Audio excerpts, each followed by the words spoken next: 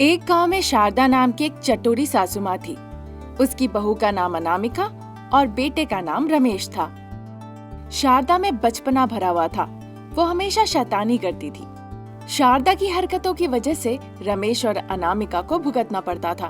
तभी एक दिन अनामिका कहती है, अजी अब मैं ये सब नहीं सह पा रही हूँ। तुम्हारी माँ को संभालना बहुत मुश्किल है। क्या की है वो? तुम तो माँ को जानती हो ना, फिर भी तुम दुखी हो रही हो। हाँ, मैं उनके बारे में जानती हूँ इसीलिए चुप हूँ, पर उनकी शरारतें दिन ब दिन हद पार करती जा रही है। कुछ ही दिन पहले वो सारे बच्चों को ले आने के लिए गई, उनको ले आके हमारे घर में खाना खिलाने के लिए। सिर्फ इतना ही नहीं, जो कुछ भी मैं अपने मायके से लेकर आई थी, पापड़, अचार, चटनी, चूड़ा, सब कुछ उन बच्चों को वो खिला दी है। अरे बस तुम इतने के लिए परेशान हो रही हो? आप मेरी तकलीफ बिल्कुल नहीं समझेंगे। आप घर पे नहीं रहते इसीलिए आप ऐसा कह रहे हैं। रोज मैं घर पे रहती हूँ, इसीलिए मुझे इन सारी चीजों को अकेले सहना पड़ता है। जब रमेश और अनामिका बातें कर ही रहे थे, तभी वहाँ शारदा आ जाती है। आते आते शारदा अपने बेटे की तारीफ करने लगती है। मेरा बेटा हीरो है, हीरो। अगर ये मेरे साथ रहे तो मैं पूरी दुनिया जीत सकती हूँ। हाँ, क्या हुआ माँ, तुम ऐसी बातें क्यों कर रही हो? अरे बेटा, तुम हमेशा मुझे जितवाते हो है कि नहीं? जीतती तो हो, पर ये सब क्यों माँ? अरे वो चिंटू है ना, वो मेरे साथ बेट लगाया है। जो ज्यादा पानी पूरी खाता है वो महान होता है। तो मैं छोड़ने वाली थी क्या? मैंने भी उससे ज्यादा पानी पूरी खाया। पानी पूरी बेचने वाला मेरा खाना देख के बेहोश हो गया। पता है तुम्हें ये बात? वो जिंदा तो है ना? क्या होगा उन्हें, मैं मरने देती क्या? जल्दी से मैं उसे अस्पताल ले गई। बाद में उसने खुद ही पानी पूरी का व्यापार बंद कर दिया। बहुत हो गया सासू माँ, आपकी हरकतें और आपकी उम्र में ये सब करना शोभा देता है क्या? ऐसा करेंगी तो बहुत मुश्किल है, सभी लोग आपको पागल समझने लगेंगे। हाँ माँ, अनामिका ने बिल्कुल ठीक कहा है। तुम उन बच्चों की तरह मत करो। मुझे पसंद नहीं तुम उन बच्चों के साथ खेलते रहो। फिर तुम लोग क्या चाहते हो मैं करूँ? कुछ काम बताओ जो करके मैं तुम लोगों के साथ रह सकूं। अब मैं आपको क्या काम करने को कहूँ? यहाँ घर में आपको कोई काम करने की जरूरत नहीं, आप ही कुछ काम करने को कहिए। फिर तुम पानी पूरी का व्यापार करो, मैं तुम्हें सहायता करूँगी। बहुत लोग आएंगे हमारे दुकान, मैं उन सभी को बुला के ले आऊंगी। बहुत पैसे कमाएंगे। मैं एक पैसे भी उसमें से नहीं लूंगी, पर हर रात मैं 3 प्लेट पानी पूरी खाऊंगी, ठीक है ना? शारदा की बातें सुन के अनामिका सोचने लगती है। रमेश खुशी के मारे कूदते कूदते अनामिका के पास आता है। अरे अनामिका, तुम क्या सोच रही हो? इतने दिनों के बाद माँ काम करने जा रही है। ऊपर से माँ ने कहा है कि वो बच्चों को बुला कर ले आएगी यहाँ पानी पूरी खाने के लिए। अभी के अभी पानी पूरी बेचना शुरू कर दो। आपने तो बिल्कुल सही कहा, पर वहाँ पे रविंद्र ने भी पानी पूरी का ठेला लगाया व्यापार के लिए। फिर हम कैसे ये व्यापार करें बताइए? ओहो, वो रविंद्र कोई परेशानी नहीं है, वो अपना व्यापार करेगा, हम अपना व्यापार करेंगे, ठीक है ना? तुम चिंता मत करो और कल से ही व्यापार शुरू कर दो, समझी? ठीक है, फिर कल से हम व्यापार शुरू कर देते हैं। अगले दिन से अनामिका अपने इलाके में पानी पूरी का व्यापार शुरू कर देती है। पर क्योंकि वहाँ रविंद्र का पानी पूरी का दुकान था, इसीलिए सारे लोग रविंद्र के यहाँ चले जाते हैं पानी पूरी खाने के लिए। इस बात से शारदा को बड़ी जलन होती है। अनामिका भी बहुत दुखी हो जाती है क्योंकि उसके दुकान में कोई नहीं आ रहा था। अनामिका को दुखी देख शारदा उसे समझाने के लिए कहने लगती है, तुम दुखी हो जाओगी तो कैसे चलेगा बेटा? तुम मेरी बेटी हो, सोना बेटा।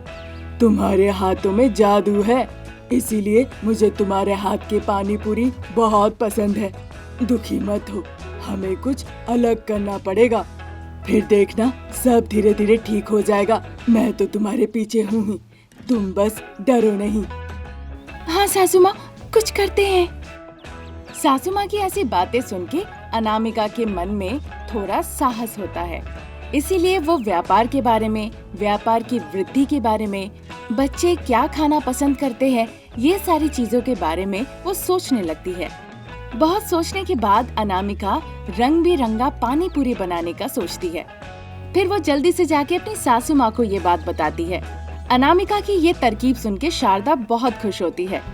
फिर देर ना करते हुए अनामिका बड़े बड़े आकार के रंग बिरंगा पानी पूरी बना के उसे बेचना शुरू करती है। अनामिका के बड़े बड़े रंग बिरंगे पानी पूरी देख के उसे खाने के लिए लोग भीड़ लगाने लगते हैं। दिन ब दिन अनामिका का रोजगार बढ़ता ही जाता है। ऐसा देखकर रविंद्र को अनामिका से जलन होने लगती है। देखिए, मैं आपको हर दिन पैसे दूंगा, आप अपना दुकान अभी बंद कर दीजिए। महिला होके कितना कष्ट करेंगे बताइए, इसीलिए आप लोग को देख के दया आ रही है, इसीलिए कहा हर दिन आप लोगों को पैसे दूंगा। क्या कहा? तुम मेरे बहू को पैसे दोगे और इसलिए मेरी बहू व्यापार करना बंद कर देगी? तुम ये सपने में भी मत सोचना। बहुत सही कहा माँ जी आपने, सासू माँ की बातें मेरी ही बातें, जो करना है कर लो, हम अपना व्यापार नहीं बंद करने वाले। ऐसा कहकर अनामिका ने रविंद्र को सबक सिखाया और वहाँ से भेज दिया। बहू की बातें सुन के शारदा भी बहुत खुश हुई। रमेश भी आके अनामिका के पानी पूरी के व्यापार में सहायता किया करता था। देखते ही देखते अनामिका बहुत अच्छा कमाने लगती है। सासू माँ की सहायता की वजह से वो और पैसे कमाने लगती है। अनामिका के रंग बिरंगे पानी पूरी खाने के लिए दूर प्रांत शहर से भी लोग आने लगे अनामिका के पास। इसी के साथ अनामिका का व्यापार ऊपर उठता गया और उसका मुनाफा भी बढ़ता गया।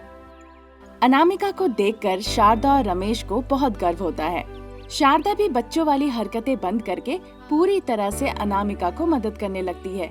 इस तरह वो परिवार रंग बिरंगा पानी पूरी बेचकर खुशी खुशी अपनी जिंदगी बिना किसी परेशानी के जीते हैं।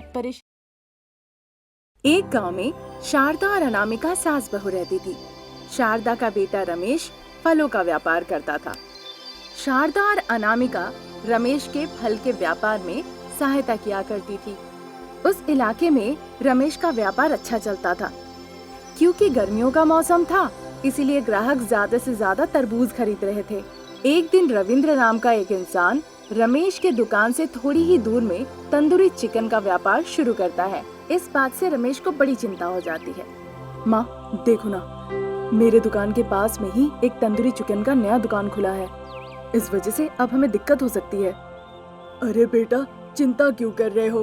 अभी गर्मियों का मौसम है ना, ग्राहक हमारे दुकान ही आएंगे फल खरीदने के लिए, तुम देख लेना। हाँ जी, आप ज्यादा चिंता मत कीजिए, देखिएगा सब अच्छा होगा।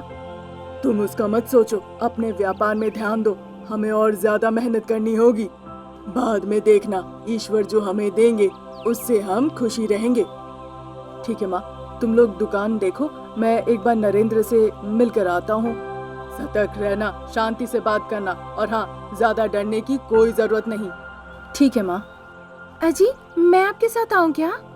नहीं नहीं अनामिका, मैं अभी बात करके आता हूँ। ऐसा कहकर रमेश रविंद्र के दुकान में जाता है।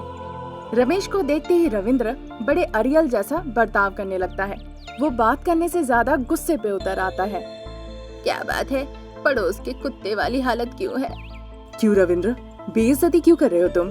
मैं यहाँ तुमसे लड़ने नहीं आया हूँ, मैं तुमसे शांति से बात करने आया हूँ। अच्छा, मुझे पता है सम्मान के साथ तुम यहाँ क्या कहने आए हो। तुम कुछ भी कह लो, पर मैं ये दुकान खाली करने वाला नहीं हूँ। मैं इस बारे में बात करने नहीं आया हूँ तुमसे। यहाँ काम करने के लिए तुम्हें किसने अनुमति दी है? क्या तुमने पंचायत जी से अनुमति ली है? अनुमति क्यों लूं? ये रास्ता है, यहाँ कोई भी व्यापार कर सकता है, उसके लिए मुझे किसी की अनुमति नहीं चाहिए। तुम बहुत बड़ी गलती कर रहे हो। इसमें गलती क्या है? दुकान खोल लिया तुम्हारा प्रतियोगी बनके, अब क्या करोगे? जो करना है कर लो। ऐसा कहकर रविंद्र रमेश को मारने लगता है। उसके साथ वो रमेश पे अंडे फेंकने लगता है। रमेश के सारे कपड़े खराब हो जाते हैं। रमेश को बहुत अपमान महसूस होता है। रविंद्र जब रमेश को अपमान कर रहा था, इस बात को रोकने के लिए कोई बीच में नहीं आता है। ऊपर से वो सब खड़े खड़े देखकर हंसने लगते हैं। अपमानित होकर रमेश वहाँ से लौट आता है। रमेश को देखकर शारदा और अनामिका को बहुत बुरा लगता है। वो बहुत डर जाते हैं। अरे अरे, देखो कितना अपमान किया उस रविंद्र ने मेरे बेटे को। उसका हाथ टूट जाए, उसका दांत टूट जाए, उसके पैर टूट जाए, उसका पूरा नाश हो जाए। क्यों जी, आप उससे अपमानित होने के लिए कहते क्या? अपने हाथ से उसका मुंह तोड़ जवाब नहीं दे सके? आप चुपचाप क्यों लौट आए? देखो अनामिका, उसे कुछ भी कहना बेकार है। वो बहुत ही अड़ियल है। उसे सबक सिखाने के लिए हमें कुछ करना होगा। फिर तो हमें भी वही व्यापार करना चाहिए जो वो कर रहा है। मैं बहुत अच्छा तंदूरी चिकन बनाती हूँ, मेरे घर वाले मेरी तंदूरी चिकन खा के बहुत तारीफ करते थे। फिर तो मैं तुम्हारे साथ हूँ। हम मिलके तंदूरी चिकन बनाएंगे और देखेंगे वो अपना व्यापार कैसे करता है यहाँ पे। ऐसा कहकर शारदा और अनामिका अगले दिन से ही तंदूरी चिकन बनाकर बेचना शुरू कर देते हैं। शारदा सभी को अपने दुकान में बुला बुला के तंदूरी चिकन खिलाती है। किसी को रविंद्र के दुकान में जाने ही नहीं देती है। आइए बाबू आइए, गरम गरम चिकन, तंदूरी चिकन, अद्भुत स्वाद है, खाएंगे तो उंगलियां चाटेंगे।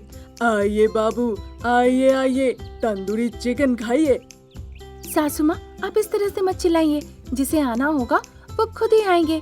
अगर हम इस तरह करने लगेंगे ना तो अब तो जंग ही छिड़ जाएगा। हाँ, लड़ाई करने के लिए आने दो, मैं भी देखती हूँ वो कैसे आता है। वो अगर आ गया यहाँ पे, मैं उसे धो के यहाँ से भगाऊंगी। शारदा अनामिका बहुत कोशिश करने के बावजूद भी कई लोग रविंद्र के दुकान में ही जाते हैं। लोग रविंद्र के दुकान के तंदूरी चिकन खाने के लिए लाइन लगा देते हैं। अनामिका और शारदा के दुकान की तरफ कोई मुड़ के भी नहीं देखता। फिर वो बहुत सोचते हैं, सासू माँ, हमें तंदूरी चिकन बनाने का अब तरीका बदलना होगा। अगर हम तरबूज तंदूरी चिकन बनाते हैं तो लोग उसे खाने के लिए हमारे दुकान के आगे लाइन लगा देंगे। क्या कहती है माँ जी? ठीक है बेटा, तुम्हें जो अच्छा लगता है वही करो। बस कोई भी ग्राहक उसके दुकान नहीं जाने चाहिए।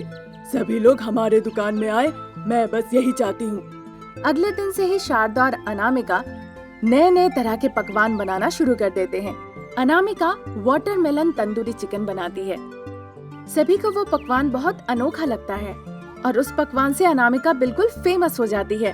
सभी लोग वाटरमेलन तंदूरी चिकन खाने वहाँ आने लगते हैं। पड़ोस के दुकानदार रविंद्र को भी वाटरमेलन तंदूरी चिकन बहुत आश्चर्य कर देता है।